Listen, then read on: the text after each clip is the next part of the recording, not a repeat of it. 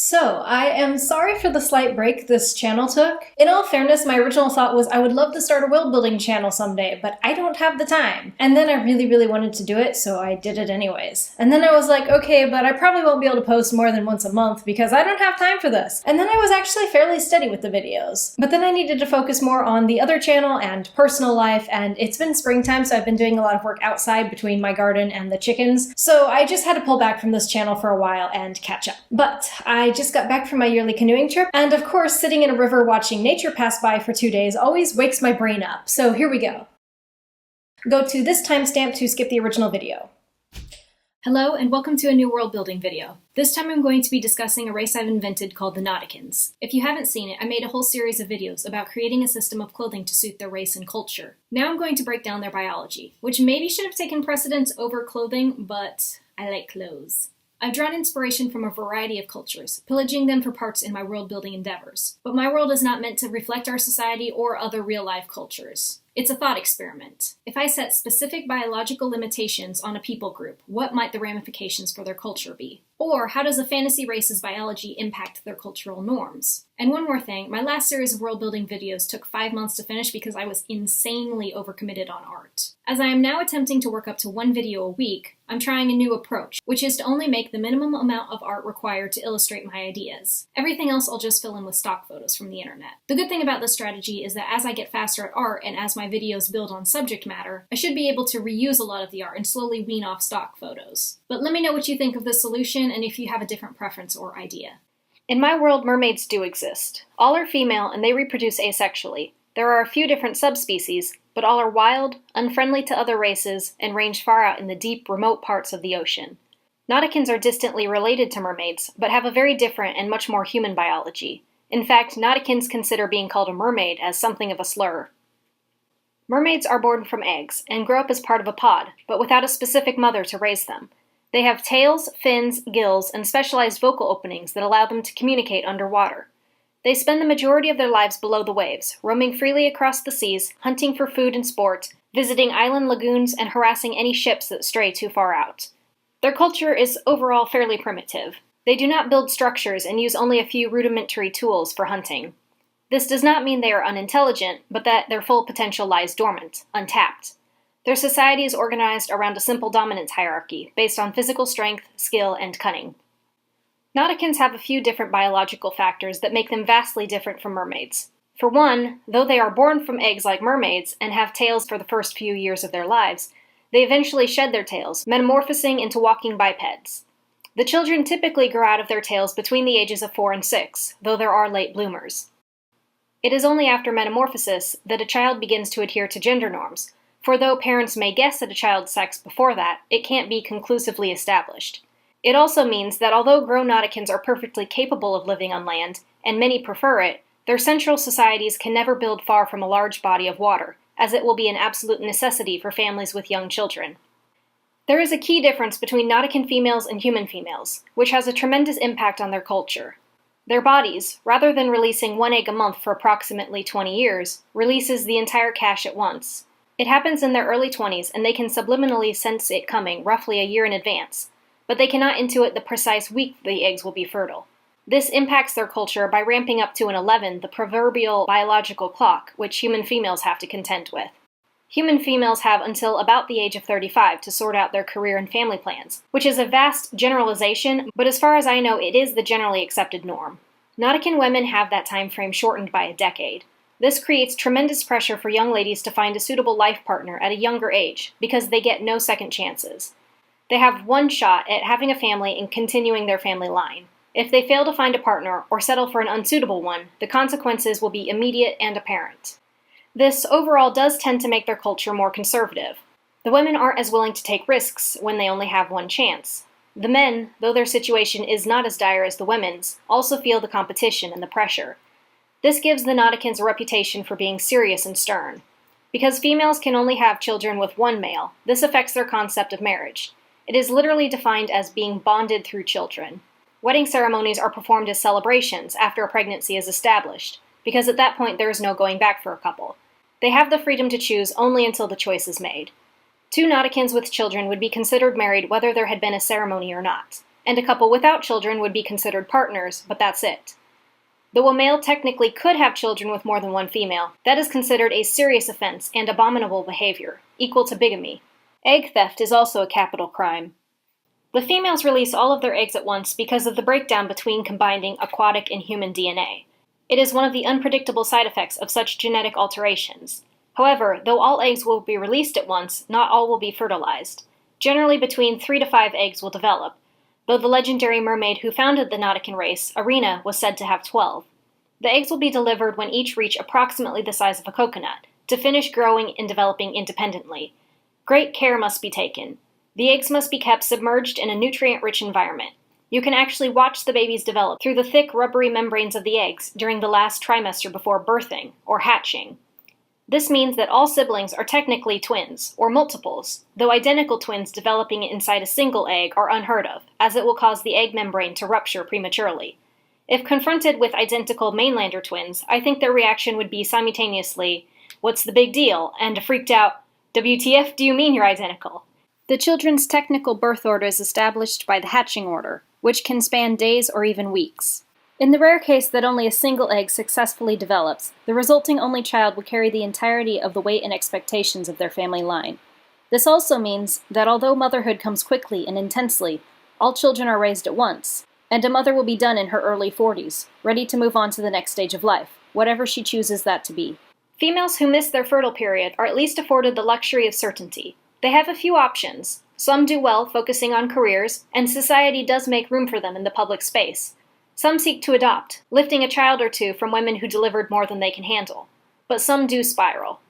Childless women have complete equality with men, though women with children still in their care are expected to be the primary caretakers, and are forbidden from military or guard duties.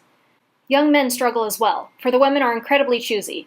With little time for romance, they must judge the men based on reputation and surface characteristics. This creates a fierce competition, a jostling environment for the men, and if a man fails to attract an eligible young woman, he might have to settle for one who cannot give him the chance to carry on his line. I think that for upper-class families, those who don't want to risk their line ending, there would definitely exist some kind of professional matchmakers to help arrange pairings.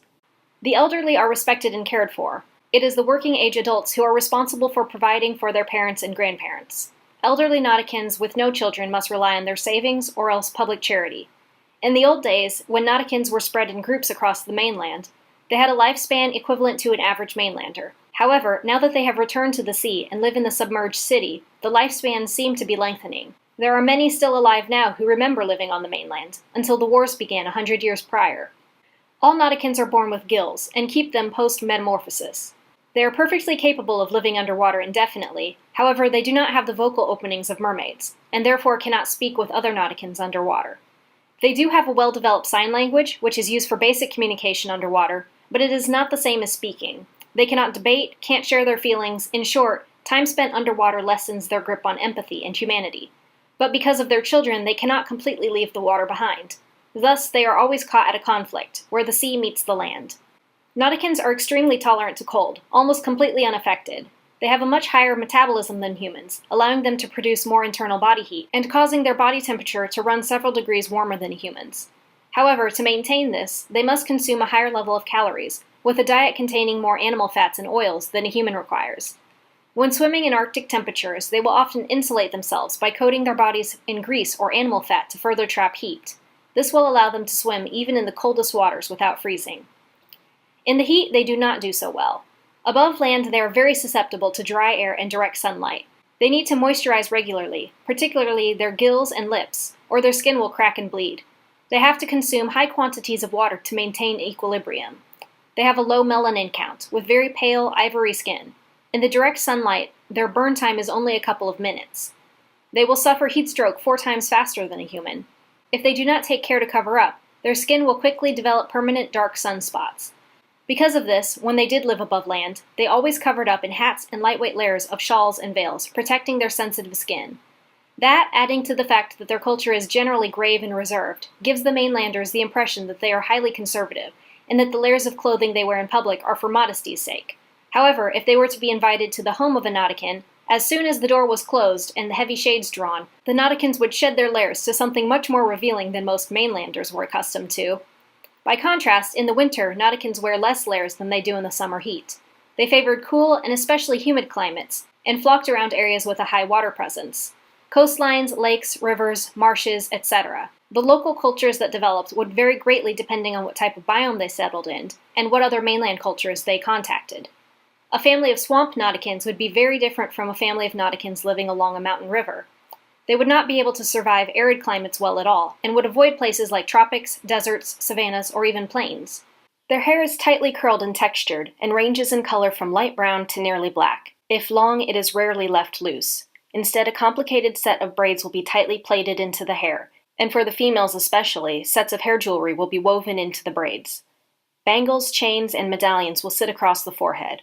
Beads and rings will be threaded through the braids, and they will be capped off with dangling tassels or aglets. If one does not fancy the maintenance this would require, heads are shaved and pre-braided wigs can be worn if desired. Nauticans have little to no body hair, sparse eyebrows, and sparse facial hair for the men. Their facial features I imagine as somewhere between black and Asian, and because I rely heavily on reference images for art, I found that the faces I was drawn to for reference were usually of multiracial people, with pale skin and tight coiled curls. I like the curly hair for Nauticans for aesthetic reasons, and the idea of the hair flowing loose and free underwater, but then messily coiling up when it dries out, very frustrating. And the pale skin is important for naturalistic reasons, namely that there are less UV rays under seawater, so melanin levels would be quite low. I also picture Nauticans as having very large, almost even bulging eyes. The eyes would be pale silver, green, blue, or amethyst, or some combination, and would match the scale coloration they were born with. Their nostrils are narrow and slitted, and the Nauticans have muscular control over them, capable of closing the slits at will to keep their airways dry underwater. When Nauticans are born, they have tails and gills. The gills are pairs of ridged vertical slits along their necks, stretching from behind the base of their ear almost to the collarbone. They are born breathing water, and do not learn to breathe air for the first couple of years, but once they learn, they'll surface often, where they learn how to speak from their parents. But they must stay moist, so they sleep underwater, play underwater, and eat underwater. They do not learn how to walk until their legs and feet finish developing. Poorly developed or malformed feet are a common problem, and signifies early malnutrition. Another abnormal development that could occur would be a Nautican who never went through metamorphosis, and who retained their tail into adulthood. This could happen for purely medical reasons, or it could originate with a lack of mental or emotional development, perhaps being stuck in an unhealed trauma, or an unwillingness to leave childhood behind and step into an adult role, or a crisis of identity, unable to decide who they are and who they want to be.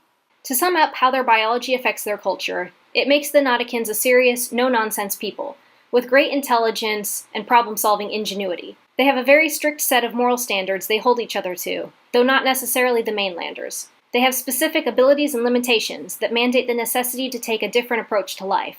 They are family-oriented. Their children are their future. They are nature's bridge between the sea and the shore. Currently hiding at the bottom of the sea, they anticipate the time they can rise up and take back their cities from the mainlanders who pushed them out.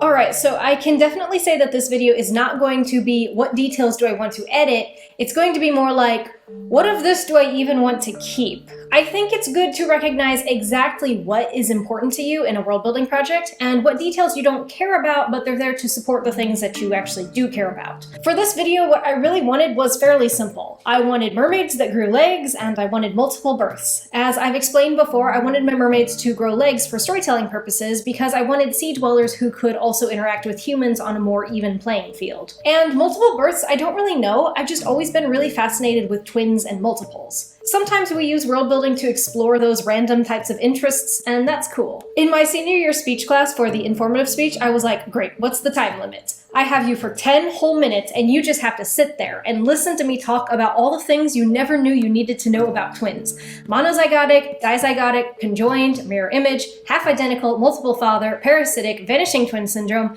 everything. Then people were asking questions, and the teacher was like, you're at 12 minutes. And I was like, yeah, so mark it off my grade. I was already planning on not going to college by that point, so I didn't really care about grades senior year. Anyways, The biggest change to the original video is that in it, I committed to a lot of ideas that weren't really well thought out just because I felt like I needed to for the video. This time I want to leave a lot more blanks. I haven't thought out every possible element to the nth degree, and I think it's better to leave those elements blank for now rather than cramming in something just for the sake of it. I think that the best world building ideas come naturally. So for mermaids, I didn't get into that much detail, so there isn't a ton to retcon. I don't have mermaids as developed as Nauticans, and I think that that's okay. I don't really want to change that. I like my world building to feel less like a textbook and more like a journal, exploring my world bit by bit as it materializes around me. Some species, like Nauticans, have very complex histories and elaborate origin stories and have affected the development of other cultures significantly. It just makes sense for them to be more developed in my own mind. Mermaids I see as more mysterious, and if they are wild and remote, that also makes sense. There's no reason why the people within the world would know much about their culture, so it feels natural to leave them mysterious for now. I never shared the mermaid species I'd come up with, and that feels safe enough to do now. I don't think it'll change, and if it does, they aren't fleshed out enough for it to really matter. The oldest species going way back is some kind of shark mermaid. There has to be a shark mermaid. Gray-skinned with shark teeth and solid black eyes. Sharks continue to grow throughout their life, so I thought it'd be cool if these mermaids did too, eventually winding up almost twice the size of a human. Another species is based more off of the traditional siren myth. Maybe they are more commonly seen as they inhabit shallower seas, often along trade routes, sharing the ocean currents with the ships. Then there has to be an anglerfish type of mermaid with glowing luminescence. They would live in a deep, wide crater far across the Western Ocean. It's called the Abyss, and it's so deep that even these mermaids don't know what's all the way at the bottom. The Abyss is also home to other deep-sea leviathans, and both human and Nautican sailors avoid it like death. Then there will be one species that is just fantastically beautiful, based off of tropical fish, maybe even multiple types of tropical fish. They will definitely live to the north of the main continent, which is warm because this is a southern hemisphere continent. These are just rough ideas, and I may change them or abandon them or add to them later. But I know I want to add some kind of freshwater mermaid variation that once lived in the Jade Mountain rivers. These might be a lot closer genetically to the Nauticans, but more on them another time. Now, I did mention in the original video that the mermaids are all female and reproduce asexually. A few people in the comments thought that was not very sound. I think it's fine, but I did a bit of research, and did you know that there is a species of fish that lives in the Amazon River that is all female and reproduces asexually? Apparently, this species is special because they don't have a lot of the genetic issues that other asexual species have. The way it works is that they trick a male of a similar species to mate with them, but the female's body then rejects the sperm and begins their own cloning process. I am not smart enough to understand exactly how that works scientifically, but it stuck with me because it would just make for such excellent, juicy storytelling material. But it's also kind of a bit edgy, and I don't know exactly how I would want to use it. Because if the mermaids reproduced that way, the obvious near species that has functioning males would be Nauticans. It would just tie into the siren myth so perfectly, but it could also get grimy. I don't know, but there is always the option to make it a myth. Maybe Nauticans just believe that mermaids grow legs like they do, so they can come on land and trick a male into mating with them, but then return to the sea and steal their babies. Maybe there are superstitions that they will enthrall the males, and the males will follow them, never to return. Maybe when Nauticans have to deal with mermaids, they only send female representatives. I don't know, it has so much story potential, but none of it applies to the projects I'm working on right now. Moving on. Everything else I said about mermaids is still good. Nauticans and their tales. I have a lot of different ideas and a lot of history in the timeline to work with. I'm okay with it like changing throughout history. I'm leaning towards maybe in the ancient past they had some sort of control over their metamorphosis. Maybe it came later in the late teens, or maybe they could delay it as long as they wanted, or maybe they could even change between states. But then at some point it began to stabilize, and then over thousands of years, the time one had a tail shortened and shortened to the present-day Nauticans, changing at 4 to 6. If that was true, then magically or scientifically regaining control over their metamorphosis could be a goal for the future and part of the story. Okay, the fertility thing.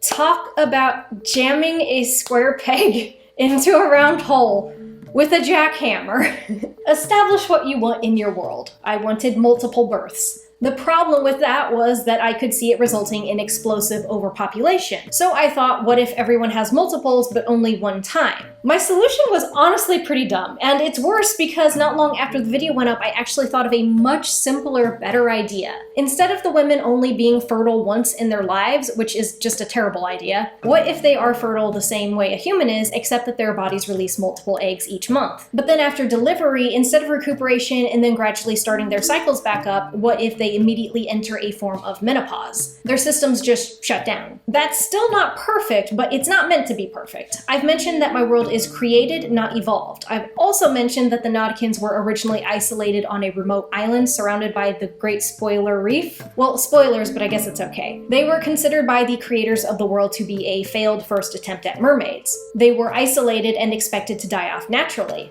but they didn't. A lot of the stuff in the original video about the seriousness of the Nautican females would still be true, I think. Even if they don't have one exact shot at fertilizing their eggs, they still only have one shot at having kids, so I think they would still be incredibly choosy about men and plan their futures with extreme seriousness. I think the core of Nautican culture would be very rigid, because strictly organizing their society was how they were able to survive instead of dying out in their early history. In the original comments section, a lot of people said that they thought polygamy would be a more natural development given these biological factors. I don't like it, but I think it's true. However, here's my happy medium. What if polygamy was extremely common historically in the pre-apocalyptic island days, but the practice began to die out when they migrated to the mainland? Primarily because not many mainlander cultures did it, but also because their culture changed drastically when it splintered into subcultures on the mainland. They spread out, there was a lot more land and opportunity, and the general stress of their lives was overall greatly reduced, compared to their previous recent history crammed on an overcrowded island jockeying for status and wealth. It helped speed the culture's evolution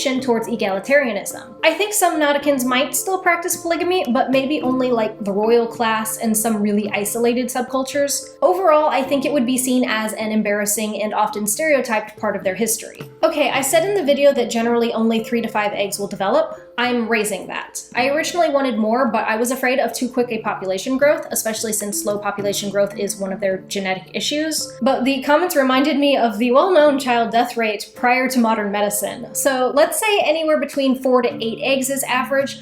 I don't think it would be a 50% survival rate though. I think they would have a slightly higher survival rate. Other things we'll get into later. For everything I said in the original video about males and females in the culture, I don't know. I don't love it, but I don't hate it. I feel like the rest of the culture needs fleshed out a lot more, and I kind of just wish I'd left all that blank. However, one of the main problems with the original video was that I was describing the effects without the causes, because I was trying to hide spoilers. It goes on and on about how important having children is to the Nauticans without ever explaining that it's because their species was literally expected to go extinct. That extreme survivalism is the foundation of their culture. Now, I like that bit about the lifespans lengthening under the sea. I forgot about that prior to rewatching the video.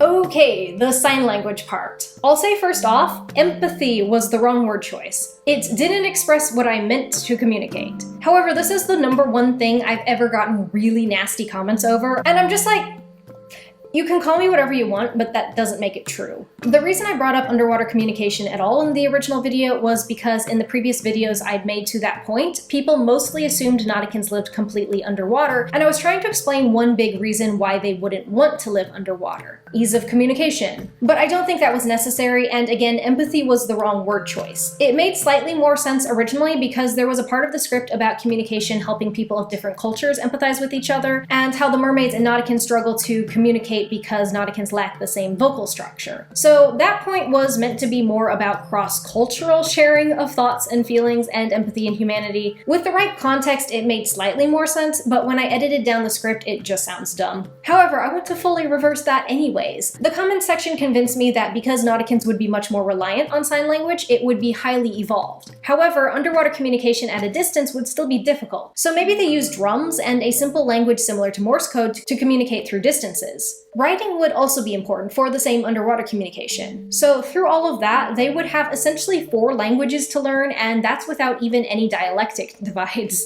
Skin coloration and burn time. We'll come back to that. That's kind of the big update for this video. All about the hair and facial features, I updated that in a previous video. Eye coloration matching the infant scale coloration, still yes. Okay, the Nauticans who don't metamorphosize. This one I also wish I had left blank. I think it could be an interesting story point if it was better developed, but I don't have the brain space to work on it right now. Sometimes I like sad, life isn't fair type stories, and I'm pricked by the idea of young people who have either Peter Pan syndrome or are just lost and don't know who they're meant to be. And then, through the fantasy setting, this inner turmoil manifesting itself outwardly. I think it could be poignant in a very symbolic way. However, until I'm actually ready to write that story, I feel like this idea should just be shelved. And now, skin coloration. I'm excited, we're going there.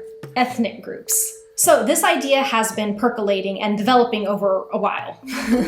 It was in the last video when I went over a timeline of Nautican history and outlined some of the subcultures that I really realized how great of an expanse of time I was talking about. Even if they are a created species, they would still evolve to some extent during all that time. I've always pictured them as having unearthly pale ivory skin with strong yellow undertones. But I started thinking after that video that given enough millennia above water, the skin would darken some. That's just natural selection.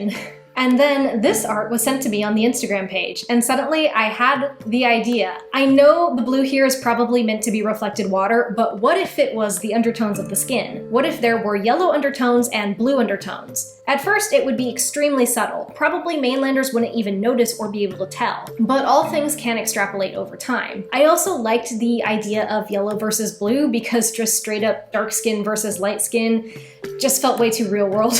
And I do want to try to keep things from becoming parallels and allegories. So here is a timeline of how Nautican colorations evolved and diverged into ethnic groups. In the beginning, they were created as mermaids, meant to live completely underwater. So they were given very pale skin. Their tails could be blue, silver, purple, green, gold, or brown, or some combination of colors. However, people eventually realized that the yellow undertones tended to come with green, gold, and brown tails, and the blue undertones tended to come with silver, blue, and purple. Over time, as their population grew and the island became crowded, I think people would start to group themselves according to undertones and scale colors. That does seem to be a human thing to do. As the island overfilled, many of the Nauticans had to live under the water. Thus, status and wealth were incredibly tangibly important. 3 primary groups of Nauticans formed. Maybe there was conflict between the diverging groups, pushing some off of the island, or maybe there was biological factors at play, such as certain colorations doing better in different conditions. I think it might have something to do with salinity, with blue Nauticans tolerating saltwater better and yellow Nauticans preferring freshwater. Either way, here's how it ended up. The islanders were the wealthiest Nauticans who lived entirely above the water. They began as yellow coloration, but over time their skin darkened to an olive tone. Their hair lightened and their facial structures remained closest to human. On the opposite spectrum, the Nauticans of the deep were the blue coloration. They were the lowest working class and rarely breached the surface, instead living the entirety of their lives below the sea. Over time, their skin tone became grayish blue, slightly darker on the backsides and palest on the front.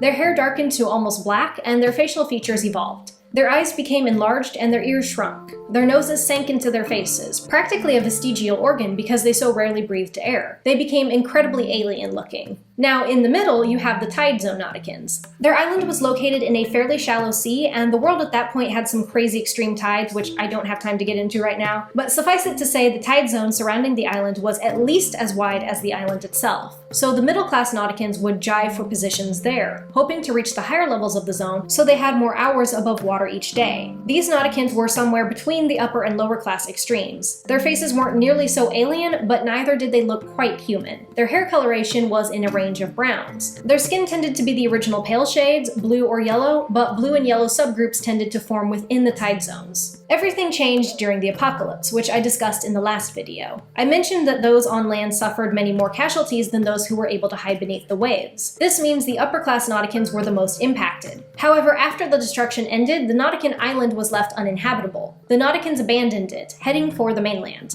In the previous video, I talked about some of the subcultures that formed on the mainland. These were the Lake Nauticans, the River Nauticans, the Islanders, the Wetland Nauticans, and the other groups that assimilated with mainlander societies. I did forget one group. Obviously, some would have stayed behind to keep up underwater productions of sea silk and farming and such, so there would also have been an Ocean Nautican group. So the Ocean Nauticans would have been the Deep Blue Nauticans. Maybe by that point they'd been living underwater for so long and were so well adapted to it that they didn't even want to go to the mainland. I do hope life substantially improved for them once the upper classes migrated and they were left mostly to do their own thing, with new types of goods and technology imported from the mainland in trade for sea silk and other aquatic products. In migrating, I think a lot of the blue new tide zone Nauticans stopped short on new islands and settled there. That would make sense if the blue Nauticans preferred saltwater. That way they had access to the surface and open air, but they were still surrounded by the salty goodness of the sea. They later became wealthy island city-states and ran powerful shipping and trade empires. The yellow Nauticans, both of the tide zone and the surviving upper class, made it all the way to the mainland. They found the lakes in the Valley of the Jade Mountains and began to build there. However, conflict soon broke out. The upper classes wanted to run things because of course they did. But the tide zone Nauticans now greatly outnumbered them, and they weren't going to take this fresh opportunity and just give it away. So the two groups fought for power, and the tide zone Nauticans won, and became the new ruling class of the lakes. The previous upper class, now even more diminished, refused to be sidelined. They decided to abandon the lakes and press deeper into the mainland. This was easier for them anyways because they weren't so sensitive to sunlight, and they had developed a greater tolerance to heat as well. They wandered north and east, and eventually wound up in a wetland on the eastern coast. There they built their own society and repopulated. Life was much different for them in the wetlands, as they were now isolated and lacked the support of the lower classes to do the bulk of the manual labor. Maybe they had a cultural bug up their butt about it. Maybe they had a vibe of faded glory and old pride about them, passing on rich jewelry to their posterity, knowing that the pearls would continue to chip as they were worn only for hunting and farming. But I think they would eventually find their way back to some kind of prominence, maybe through production of the new lotus linen. Then, a bit later, another group splintered from the Lake Nauticans. These people were frustrated with the system. They had hoped things would change on the mainland, with the ruling class ousted, but a new ruling class had risen up in replacement, and they were just as strict and rigid as their predecessors. So a small group left and went to the mountains, building homes along the rivers. Over time, other Lake Nauticans who rebelled against society found themselves heading for the hills. The idea of the mountains became a bit romanticized, with young Lake Nauticans dreaming of the freedom of that wild place. Many went, but found living in the wild harder than they expected. Some stayed, while others returned to the lakes. But over time, a substantial river Nautican population grew. They even had their own king, though it was a lot more of an honorary position, and the Jade King held a lot less actual authority than the Lake King did. Then there were the various groups that assimilated with various mainland cultures. I still want to leave this one mostly blank until I get the mainlander cultures fleshed out more. But I think these Nauticans would have been a lot more varied. Like say you had deep blue Nauticans living along a salt lake. I don't know. Maybe there were small subgroups of all Nautican races, and maybe there were groups that were a mixture. In world building, I define the difference between a fantasy race and a fantasy species as the ability to reproduce, much like it is on Earth. Dogs of different breeds can reproduce, but a dog and a cat cannot. So the Nautican ethnic groups could still intermarry, and maybe they did more frequently in these assimilated groups since the ties to their cultural rigidity were weakened, and since they had less options to pick from. But Nauticans are their own separate species, and cannot reproduce with humans or avians or any of the other species that I've yet to discuss. Now, moving to the present day situation with the Enosi takeover and the underwater city. Let's say that with the infusion of goods and technology the Deep Blue Nauticans received, they were slowly able to improve their lives. Metallurgy was introduced, and great deposits of ore were discovered in the sea mountain ranges. So the Deep Blue Nauticans also became miners. With metallurgy, they began to construct simple, contained air dwellings under the sea. The underwater city was conceived of and commissioned by the Lake Nauticans, but the construction was done by the Deep Blue Nauticans. Then later, as the city flooded with a variety of Nautican refugees from all across the mainland, the Lake Nauticans were still running the show, with their own monarchy directly transferring over. But maybe they also found it necessary to establish a council with representatives from the different groups and islands and cities. On land, in the present day, there are few Nauticans left. Some who did not escape to the sea in time were forcibly assimilated into Enosi society. A few remained in the remote places, such as Dari, hiding out in the mountains, and the wetland Nauticans. The wetland Nauticans are the only large society left on the mainland. Originally, I thought this was because they had the most defensible position, but now it also makes sense for them to want to stay given their heritage. They wouldn't want to go crawling to the deep for safety. It would hurt their pride too much. They also have become so well adapted to the surface that it would be extremely challenging to return to the ocean now. But they can't hold out forever. See, there is something the Enosi want in the swamps, and it's only a matter of time before they breach Nautican defenses. I don't think I have time to go through specific comments, but I did try to address the general comment types I got on the original video.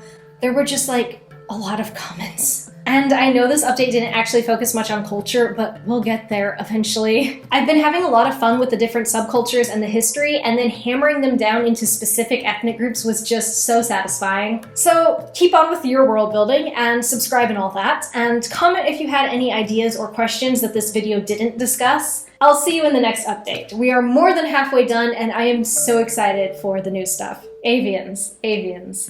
Okay. Goodbye.